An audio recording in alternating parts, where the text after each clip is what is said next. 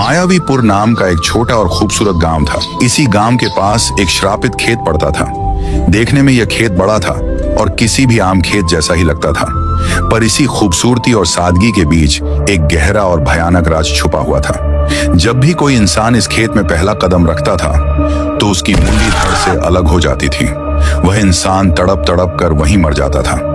एक दिन गांव के दो दोस्त चिंकू और मिंकू उसी श्रापित खेत के पास की खाली जगह पर मजे से फुटबॉल खेल रहे थे। उसने फुटबॉल को जोरदार किक मारी, सीधा उस श्रापित खेत के अंदर जा गिरा। मिंकू इस खेत से बिल्कुल अनजान था। फुटबॉल को वापस लाने के लिए मिंकू दौड़कर उस खेत की ओर जाने लगा। जैसे ही मिंकू ने खेत में कदम रखा, ठीक वैसे ही धड़ से अलग हो गया। वह एक पल भी तड़प नहीं पाया। इसीलिए गांव वाले खेत से कोसों दूर रहते थे और उसका नाम लेने से भी डरते थे।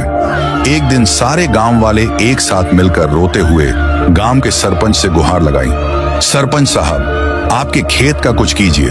रोजाना यहाँ कोई ना कोई घूमने वाला या कोई नया इंसान उस खेत में जाता है और पल भर में उसकी मुंडी धड़ से अलग हो जाती है। कुछ कीजिए, हमारे गांव का नाम मिट्टी में मिल रहा है। अगर ऐसा ही चलता रहा तो अगली बार आपको सरपंच नहीं बनाएंगे। ये धमकी और गांव वालों का दर्द सुनकर सरपंच टेंशन में आ गया। रात के करीब 1 बजे सरपंच गांव के जाने माने और महान तंत्र ज्ञान वाले बाबा गगननाथ के पास पहुंचा और रोते हुए बाबा से मदद मांगने लगा। गुरुजी, आप महान हो। आप सब तंत्र विद्या वगैरह सब जानते हो। बस मेरी समस्या का समाधान निकालो।